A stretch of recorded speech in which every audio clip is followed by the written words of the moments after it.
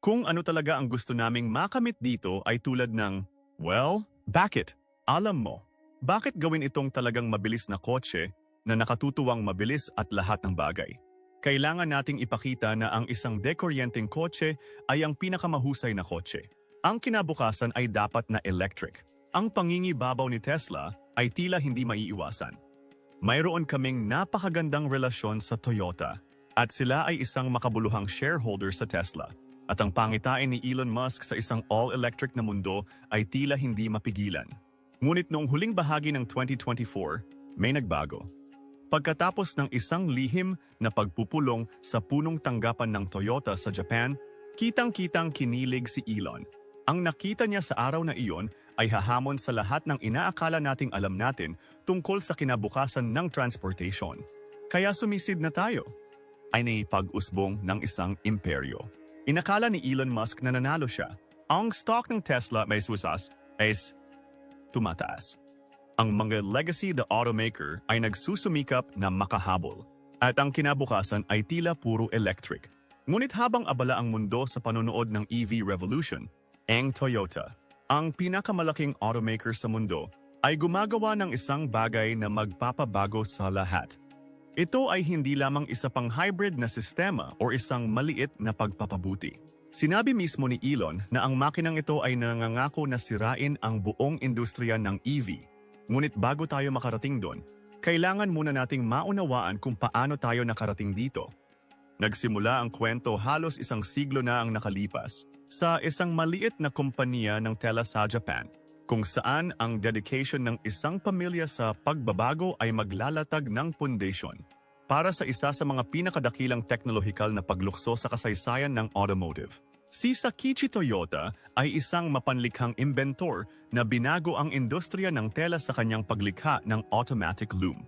Ang invention na its ay hindi lamang nag-automate sa proseso ng paghabi, ngunit ipinakilala din ang konsepto ng jidoka o automation na may hawakan ng tao. Nagpapahintulot sa mga makina na automatikong huminto kapag may naganap na problema.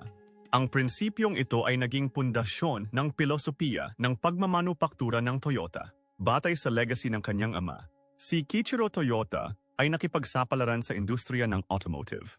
Sa pagmamasid sa mga inefficiencies sa American mass production system, naisip ni Kiichiro ang isang mas streamlined na diskarte. Binuo niya ang just-in-time o JT production method na binibigyang diin ang paggawa lamang ng kung ano ang kailangan. Kaya kapag ito ay kinakailangan. At sa eksaktong halaga na kinakailangan, ang discarding ito ay pinaliit ang basura at na-optimize ang kahusayan, na naglalagay ng pundasyon para sa kung ano ang magiging Toyota Production System or TPS. Ang TPS ay binuo sa dalawang pangunahing haligi, JET at Jidoka. Habang nakatuon ang JIT sa pag-synchronize ng mga proseso ng produksyon upang matiyak ang tuloy-tuloy na daloy at bawasan ang basura, binibigyang diin ng Jidoka ang control sa kalidad sa pamamagitan ng pagbibigay kapangyarihan sa mga manggagawa at makina upang matukoy at matugunan kaagad ang mga issue. Ang dalawahang diskarte na ito ay hindi lamang nagpahusay sa pagiging produktibo, ngunit tiniyak din na ang kalidad ay nakatanim sa bawat hakbang ng proseso ng pagmamanupaktura. Ang pangako ng Toyota sa patuloy na pagpapabuti, na kilala bilang Kaizen, ay higit na nakikilala ito sa mga kakumpetensya nito. Hinikayat ng pilosopiyang ito ang bawat empleyado, mula sa mga manggagawa sa assembly line hanggang sa mga executive, na aktibong maghanap at magpatupad ng mga pagpapabuti sa kanilang pang-araw-araw na gawain. Sa pamamagitan ng pagpapaunlad ng isang kultura kung saan ang mga mungkahi para sa pagpapahusay ay pinahahalagahan at ginagampanan. Nilinang ng Toyota ang isang kapaligiran ng walang hanggang pagbabago. Ang kahusayan ng kumpanya sa pagbabasa ng mga uso sa merkado ay naging maliwanag noong 1973 na krisis sa langis.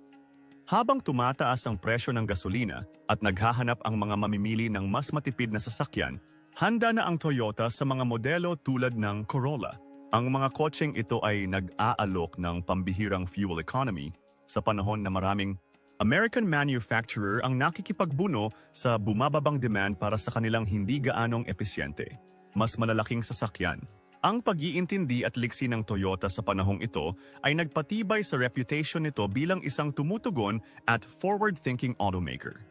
Noong unang bahagi ng 2000s, muling ipinakita ng Toyota ang kanyang makabagong kahusayan sa pagpapakilala ng Prius, ang unang mass-produced hybrid na sasakyan sa mundo.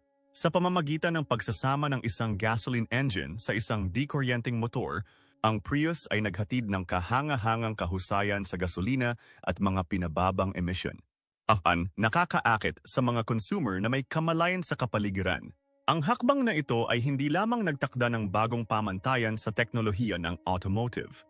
Ngunit binibigyang diin din ang tungkulin ng Toyota bilang isang pioneer sa mga sustainable mobility solution. Sa pamamagitan ng hindi natitinag na dedication nito sa kahusayan, calidad, at ay pagbabago. Ang Toyota ay nagpago mula sa isang maliit na tagagawa ng loom tungo sa isang global automotive powerhouse. Ang mga prinsipyong itinatag ni Sakichi at Kiichiro Toyota ay patuloy na gumagabay sa kumpanya na tinitiyak na nananatili itong nangunguna sa industriya ng automotive. Ngunit may higit pa sa kwentong ito kaysa sa nakikita at ito ay nagdadala sa atin sa panloob na pagkasunog. Ang legacy ng internal combustion, ang internal combustion engine, o ang ICE, ay naging pundasyon ng teknolohikal na pagsulong sa loob ng mahigit isang siglo na nagtutulak sa mga sasakyan na humubog sa modernong lipunan. Ang evolusyon nito ay minarkahan ng patuloy na pagpapabuti sa kahusayan, kapangyarihan, at pagiging maaasahan. Ang paglalakbay ng internal combustion engine ay nagsimula noong huling bahagi ng ika-18 at unang bahagi ng ika-19 na siglo. Noong 1791, si John Barber ay bumuo ng isang gas turbine. At noong 1794, si Thomas Mead ay nag-patent ng isang gas engine. Sa parehong taon, ang Robert Street ay nagtayo ng isang makina na unang gumamit ng likidong gasolina. Ang mga maagang pagsisikap na ito ay naglatag ng batayan para sa mga pag-unlad sa hinaharap. Noong 1707, ang mga inhinyero ng Pranses na sina Nicéphore Niepce at Claude Niepce ay nagpatakbo ng isang prototype na internal combustion engine, ang Piraiolo 4. Nagpapagana ng isang bangka sa Seine River sa France. Sinundan ito ng inhinyero ng Swiss na si François-Isaac de Rivas na nakabatay sa hydrogen na panloob na combustion engine na inilagay niya sa isang primitive na sasakyan na minarkahan ang isa sa mga pinakaunang pagkakataon ng internal combustion-powered na sasakyan. Isang makabuluhang milestone ang nakamit noong 1876 nang si Nicholas Otto nagtatrabaho kasama sina Gottlieb Daimler at Wilhelm Maybach ay bumuo ng compressed charge 4-stroke cycle engine. Ang disenyong ito, na kilala bilang ang Otto cycle, ay naging pundasyon para sa karamihan ng mga modernong internal combustion engine. Ang proseso ng 4-stroke engine na kinasasangkutan ng intake, compression, power, at exhaust stroke ay nagbibigay daan para sa mas mahusay na fuel combustion at power generation. Ang paglalakbay ng Toyota sa internal combustion engine ay minarkahan ng isang pangako sa pagbabago at kalidad. Ang mga makina ng kumpanya ay nakakuha ng isang reputation para sa pambihirang tibay at pagganap. Ang pangunahing halimbawa ay ang 2JZ engine, na ipinakilala noong unang bahagi ng 90s. Ang 3 litro na inline-6 tas makina na ito, tsura na natagpuan sa mga modelo tulad ng Toyota Supra, ay naging maalamat sa mga mahilig sa automotive. Ang matatag na konstruksyon nito ay nagbigay daan dito upang mahawakan ang makabuluhang pagtaas ng kuryente, na ginagawa itong paborito para sa mga tuner at racer. Ngayon, kapag pinag-uusapan ang mga pagsulong sa teknolohiya, ang Toyota ay muna ang pagpapakilala ng Variable Valve Timing with Intelligence, o VVTI. Noong 1995 ay nagmarka ng isang makabuluhang hakbang sa kahusayan at pagganap ng makina. Ino-optimize ng system na ito ang timing ng mga intake at exhaust valve. Pinapahusay ang power output habang pinapabuti ang fuel efficiency. Dahil dito, binuo ng Toyota ang Dual VVTI, na nag-ayos ng timing sa parehong mga intake at exhaust camshaft na higit na pinapadalisay ang performance ng engine. Noong 2007, ipinakilala ng Toyota ang Valvematic System Naiso na nag-aalok ng tuloy-tuloy na pagsasaayos sa valve lift at timing. Pinahusay ng inobasyong ito ang fuel efficiency sa pamamagitan ng pag-control sa fuel air intake gamit ang valve control. Sa halip na isang conventional throttle plate, ang resulta ay isang mas tumutugon na makina na may mga pinababang emission. Habang lumalaki ang mga alalahanin sa kapaligiran, ang industriya ng automotive ay nahaharap sa pagtaas ng presyon upang mabawasan ang mga emisyon at mapabuti ang kahusayan ng gasolina. Tumugon ang Toyota sa pamamagitan ng pagbuo ng mga lean burn na makina na gumagana ng may mas mataas na air-to-fuel ratio kaysa sa mga conventional engine. Noong 1984, ang Toyota ang naging kauna-unahang automaker sa mundo na nagsimulang gumawa ng mass-producing lean burn engine. Ang mga bagong makinang ito ay nag-aalok ng pinahusay na kahusayan sa gasolina at pinababang mga emission, na umaayon sa mga pandaigdigang pagsisikap na labanan ang pagkasira ng kapaligiran.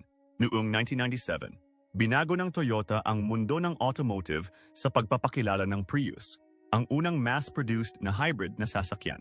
Pinagsama ng hybrid synergy drive system ang isang gasoline engine na may electric motor na nagpapahintulot sa sasakyan na gumana sa alinman sa pinagmumula ng kuryente o kombinasyon ng pareho.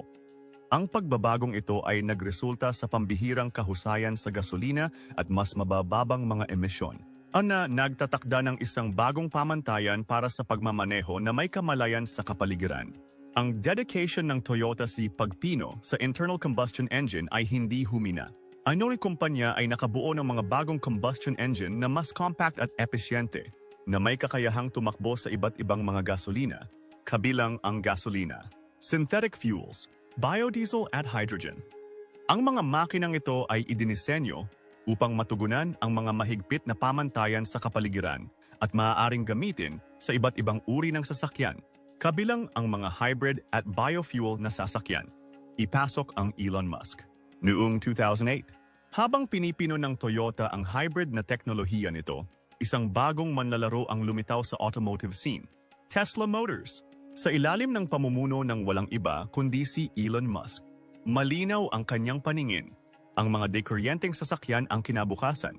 Ang paglalakbay ni Tesla, na minarkahan ng inobasyon at ambition, ay hamunin sa lalong madaling panahon ang mga tradisyonal na automaker at muling ihugis ang landscape ng industriya.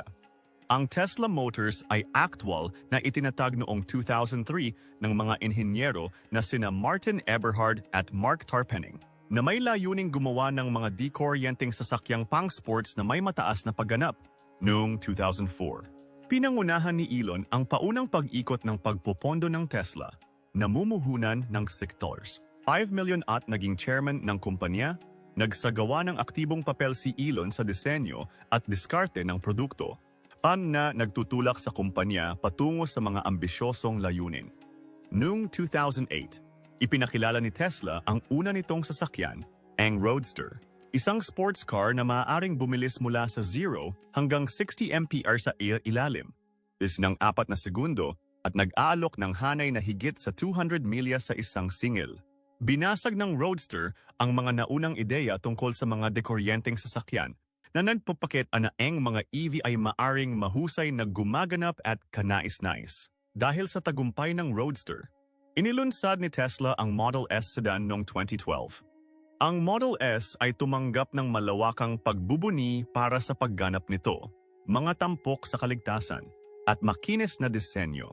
Ito ang unang electric car na nangunguna sa buwanang ranggo ng benta sa anumang bansa, na nagpapahiwatig ng pagbabago sa mga pananaw ng consumer at dynamics ng merkado.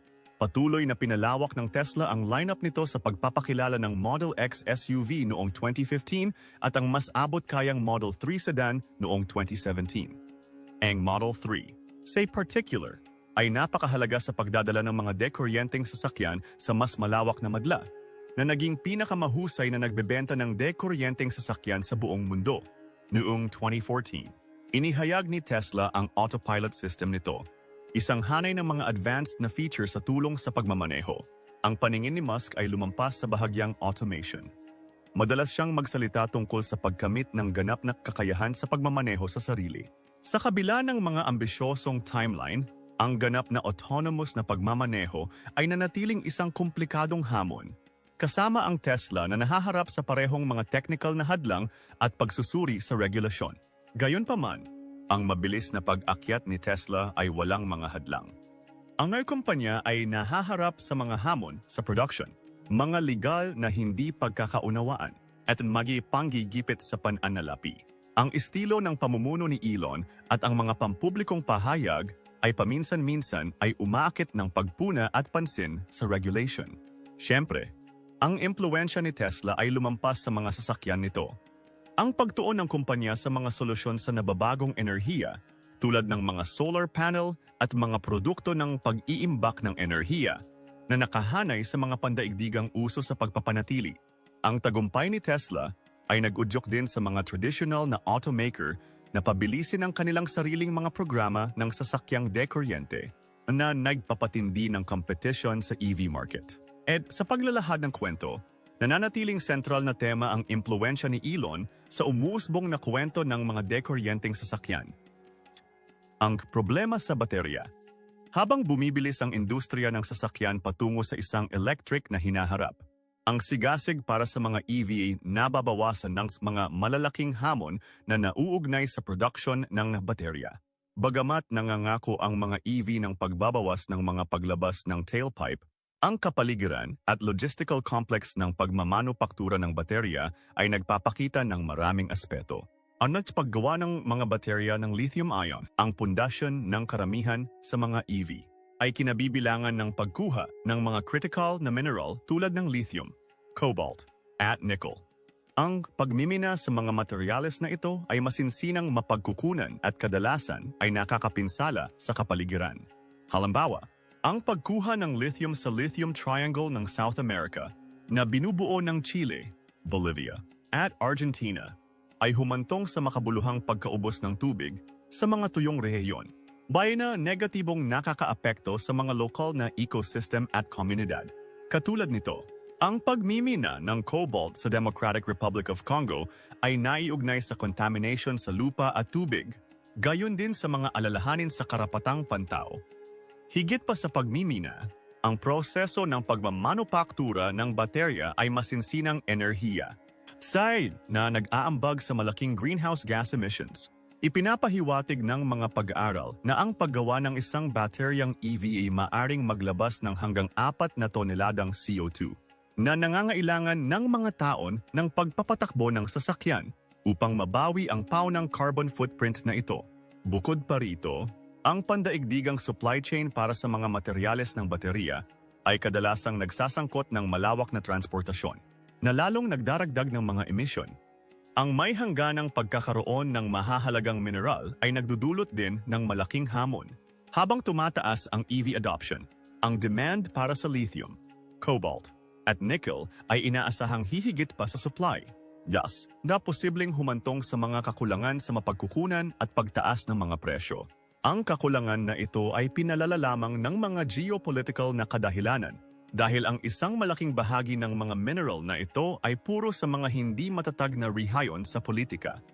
Halimbawa, higit sa 60% ng supply ng cobalt sa mundo ay nagmula sa Democratic Republic of Congo, isang bansang sinalanta ng kawalang tatag sa politika at mga alalahanin sa ethical na pagmimina. Ang pagtugon sa epekto sa kapaligiran ng mga baterya ng EV ay lumalampas sa produksyon upang isama ang pamamahala sa katapusan ng buhay. Sa kasalukuyan, halos 5% lamang ng mga baterya ng lithium-ion ang nire-recycle, pangunahin dahil sa mga hadlang sa teknolohiya at ekonomiya. Ang hindi tamang pagtatapon ay maaaring humantong sa kontaminasyon sa lupa at tubig, habang ang mahusay na pag-recycle ay maaaring mabawasan ang pinsala sa kapaligiran at maibsan ang kakulangan sa mapagkukunan sa pamamagitan ng pagbawi ng mga mahahalagang materyales. Ay ang kumpanyang tulad ng Nissan at Volkswagen ay namumuhunan sa mga inisyatibo sa pag-recycle ng baterya, ngunit nananatiling limitado ang malawakang pagpapatupad. Ang paglipat sa mga EV ay nangangailangan din ng malaking pamumuhunan sa pagsingil sa infrastruktura at nagdudulot ng mga hamon para sa mga kasalukuyang power grid. Sa maraming rehiyon, ang electrical grid ay maaaring mahirapan na tanggapin ang tumaas na pangangailangan mula sa malawakang pag-ampon ng EV. Higit pa rito, Kung ang kuryenteng ginamit sa pag-charge ng mga EV ay nabuo mula sa mga fossil fuel, ang mga benepisyo sa kapaligiran ng mga pinababang tailpipe emissions ay maaaring balewalain. Sa magkatuwid, ang pagiging epektibo ng mga EV sa pagbabawas ng pangkalahatang mga emission ay malapit na nauugnay sa decarbonization ng sektor ng enerhiya. Sa pagkilala sa mga hamong ito, ang Toyota ay nagpatibay ng isang mas nasusukat na diskarte sa electrification. Binigyang diin ng kumpanya ang hybrid na teknolohiya at namumuhunan sa mga alternatibong solusyon tulad ng mga hydrogen fuel cell. Ang kanilang diskarte ay nagpapakita ng isang paniniwala na ang isang sari-saring diskarte, kabilang ang mga hybrid at hydrogen-powered na sasakyan, ay maaaring maging mas praktikal at may pananagutan sa kapaligiran sa maikli hanggang katamtamang termino. Nilalayo ng diskarteng ito na balansehin ang mga pangangailangan ng mamimili, epekto sa kapaligiran, at mga hadlang sa mapagkukunan. Habang ang industriya ng automotive ay nakikipagbuno sa mga hamon na ito na may kaugnayan sa baterya, ang mga inhinyero ng Toyota ay nag-i-explore ng mga makabagong solution na higit pa sa mga traditional na paradigm. Ang kanilang pananaliksik ay humantong sa isang groundbreaking na pag-unlad na maaaring baguhin ang hinaharap ng transportasyon. Walang putol na pagsasama-sama ng panloob na pagkasunog at kuryente. Revolusyonaryong teknolohiya ng makina. Anong Toyota ay patuloy na nagpakita ng pangako sa pagbabago. Binabalanse ang responsibilidad sa kapaligiran sa pagganap. Batay sa pamana nitong kahusayan sa engineering, pinangungunahan ng Toyota ang isang bagong generation ng mga internal combustion engine na nangangako na muling tukuyin ang mga pamantayan ng industriya at hamunin ang umiiral na paglipat patungo sa mga dekuryenteng sasakyan. Noong 2024, ang Toyota, sa pakikipagtulungan sa Subaru at Mazda, ay nag-anunsyo ng pagbuo ng mga advanced na internal combustion engine na idinisenyo upang i-integrate ng walang putol sa mga hybrid system at gumana sa mga carbon-neutral na gasolina. Ang mga makinang ito ay in-engineered upang maging mas compact kaysa sa kanilang mga nauna. Na nagbibigay daan para sa mga disenyo ng sasakyan na may mas mababang mga hood at pinahusay na aerodynamics. At sa gayon ay nagpapahusay ng kahusayan sa gasolina. Ang pinakabagong mga innovation ng makina ng Toyota ay nakatuon sa pagkamit ng mas mataas na thermal efficiency at versatility sa paggamit ng gasolina. Ang mga bagong makina ay idinisenyo upang tumakbo sa iba't ibang uri ng gasolina, kabilang ang gasolina, synthetic na e-fuels, biodiesel at hydrogen. Ang kakayahang umangkop na ito ay hindi lamang binabawasan ang pag-asa sa mga fossil fuel, ngunit umaayon din sa mga pandaigdigang pagsisikap na mabawasan ang mga carbon emissions. Ang isang makabuluhang tagumpay sa engineering sa mga makinang ito ay ang pagbabawas ng piston stroke, na nagre-resulta sa isang mas compact na disenyo. Ang pagbabagong ito ay nagbigay ng malaking hamon, ngunit sa huli ay humantong sa mga makina na 10 hanggang 20% mas maliit kaysa sa mga kasalukuyang modelo. Ang compact na laki ay nagbibigay daan para sa mas mababang mga dulo sa harap ng sasakyan, pag-optimize ng airflow at nag-aambag sa mas mahusay na fuel efficiency upang mabayaran ang anumang pagkawala ng torque dahil sa mas maikling stroke. Ang pagsasama ng mga dekuryenteng motor ay nagbibigay ng agarang kapangyarihan na tinitiyak na ang pagganap ay hindi nakompromiso. Isa sa mga pinaka-groundbreaking na aspeto ng bagong teknolohiya ng makina ng Toyota ay ang kakayahan nitong gamitin ang hydrogen bilang pinagmumulan ng gasolina. Hindi tulad ng mga tradisyonal na fuel cell na sasakyan na nagko-convert ng hydrogen sa kuryente. Ang diskarte ng Toyota ay nagsasangkot ng direktang pagkasunog ng hydrogen sa loob ng makina. Ang pamamaraang ito ay gumagamit ng umiiral na teknolohiya ng is habang gumagawa ng zero carbon emissions, na ang singaw ng tubig ang pangunahing byproduct. Ang pagbuo ng mga hydrogen combustion engine ay pinabilis sa pamamagitan ng paglahok ng Toyota sa mga motorsport. Sa pamamagitan ng pag-deploy ng mga sasakyang pinapagana ng hydrogen sa mga senaryo ng karera, nasubukan at napino ng Toyota ang teknolohiyang ito sa ilalim ng matinding kondisyon. Nakakuha ng mahahalagang insight na nagbibigay alam sa pagbuo ng mga modelong handa sa consumer. Ang pangako ng Toyota sa pagsusulong ng teknolohiya ng IC ay higit na pinatunayan ng mga strategic partnership nito. Noong 2024, ang Toyota, Subaru at Mazda ay nag-anunsyo ng magkasanib na inisyatiba upang bumuo ng mga bagong engine na na-optimize para sa mga hybrid system at tugma sa carbon-neutral na mga gasolina. Nilalayon ng pakikipagtulungang ito na pinuhin ang mga teknolohiya ng makina sa pamamagitan ng ibinahaging kadalubhasan at mapagkaibigang kompetisyon na tinitiyak na ang mga resultang powertrain ay nakakatugon sa magkakaibang pangangailangan ng mga mamimili habang sumusunod sa mga pamantayan sa kapaligiran. Sa hinaharap, plano ng Toyota na isama ang mga advanced na makina na ito sa lineup ng sasakyan nito sa 2027. Ang pagtuunan ng pansin sa mga hybrid na application, kung saan ang mga bagong unit ng ICE ay gagana sa konsyerto sa mga dekuryenteng motor upang makapaghatid ng pinahusay na pagganap at kahusayan. Ang pagbuo ng Toyota ng napakahusay, maraming nalalaman na internal combustion engine ay nagtatanghal ng isang nakakahimok na alternatibo sa all-electric na paradigm na nangibabaw sa kamakailang diskurso sa automotive sa pamamagitan ng pag-alok ng mga makina na may kakayahang gumamit ng mga carbon-neutral na gasolina at naghahatid ng pambihirang pagganap. Hinahamon ng Toyota ang paniwala na ang mga EV ay ang tanging solusyon para sa napapanatiling transportation.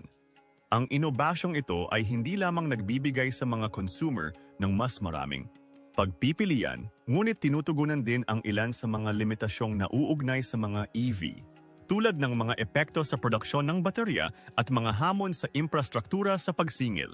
Habang naghahanda ang Toyota na ipakilala ang mga makinang ito sa merkado, maaaring masaksihan ng industriya ng automotive ang panibagong pagpapahalaga sa potential ng internal combustion technology sa pagkamit ng mga layunin sa kapaligiran. Ngunit sinabi ni Elon na may higit pa sa kwento kaysa sa nakikita ng mata. Ang perpektong bagyo. Ang bagay ay nasa pamamagitan ng 2023. Ang industriya ng automotive nahaharap sa isang kombinasyon ng mga hamon. Sunaydas na nagsimulang ipakita ang mga limitation ng isang all-electric na hinaharap. Ang paglago ng benta ng mga dekuryenteng sasakyan ay nagpakita ng mga palatandaan ng pagbagal sa mga pangunahing merkado.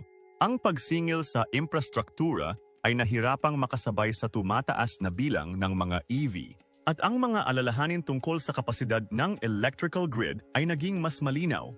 Bukod pa rito, ang mga pabago-bagong presyo ng mga hilaw na materyales na mahalaga para sa produksyon ng baterya at ang mga alalahanin sa kapaligiran na nauugnay sa pagtatapon ng mga lumang EV na baterya ay lumitaw bilang mga mahahalagang issue. Sa kabila ng paunang pagsulong sa pag-ampon ng EV, ang kamakailang data ay nagpahiwatig ng pagbabawas sa paglago ng mga benta. Kasama sa mga salik na nag-aambag sa pagbagal na ito ang mataas na halaga ng mga EV kumpara sa mga traditional na sasakyan, limitadong hanay ng pagmamaneho, at hindi sapat na infrastruktura sa pagsingil sa maraming rehiyon. Ang mga mamimili ay nanatiling nag-aalangan na ganap na yakapin ang electric mobility, sana humahantong sa mas mababa kaysa sa inaasahang mga numero ng benta. Halimbawa, sa United States, ang mga dekuryenteng sasakyan ay umabot sa 18% ng mga benta sa pagitan ng Enero at Oktubre 2024, na kulang sa 22% na target na itinakda ng mga mandato ng regulation. Ang mabilis na pagtaas sa pag-ampon ng EV ay nag-highlight ng mga makabuluhang pagkukulang sa infrastruktura sa pagsingil.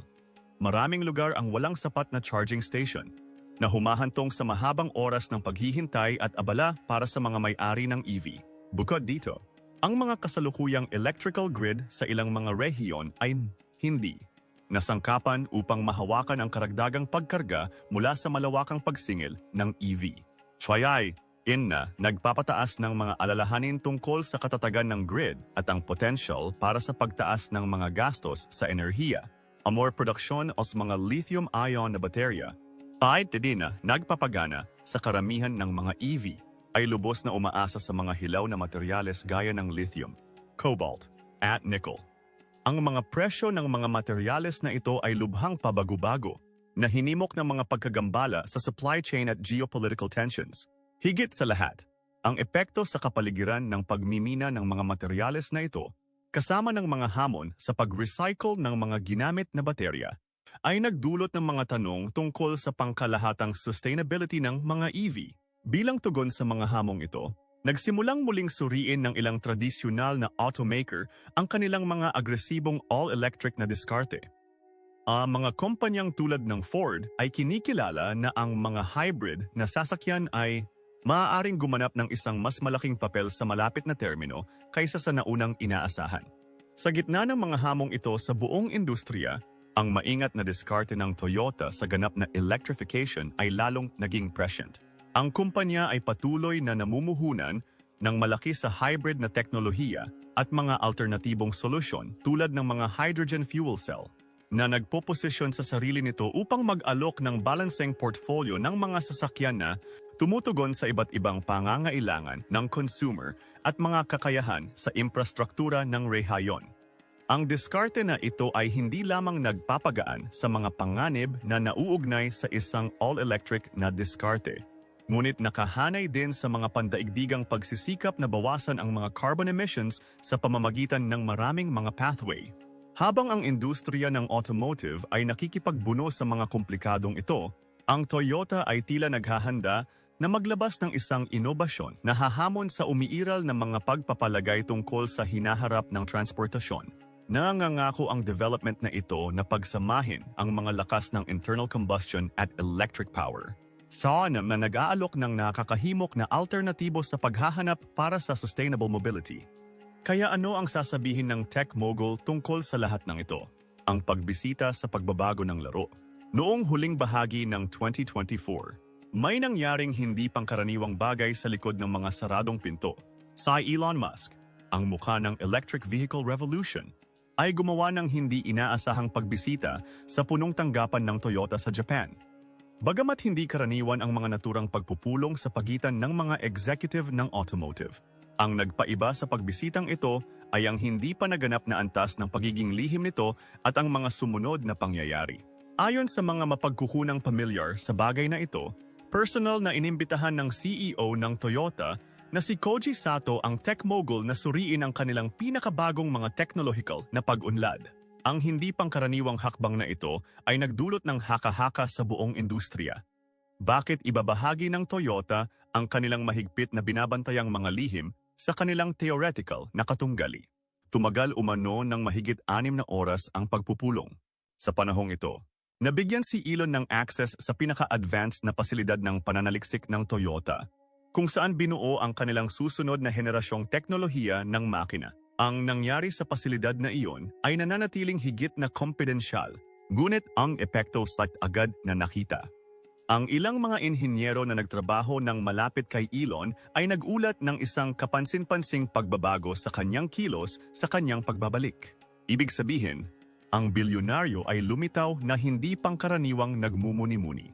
Nang pinindot ang tungkol sa pagbisita, sinabi lang ni Elon Musk, sisirain ng bagong makina ng Toyota ang buong industriya ng EV. Nagmula sa isang lalaking nagtalaga ng kanyang karera sa paggawa ng mga dekoryenteng sasakyan na mainstream. Ang pahayag na ito ay nagpadala ng shockwaves. So ano nga ba ang nakita niya?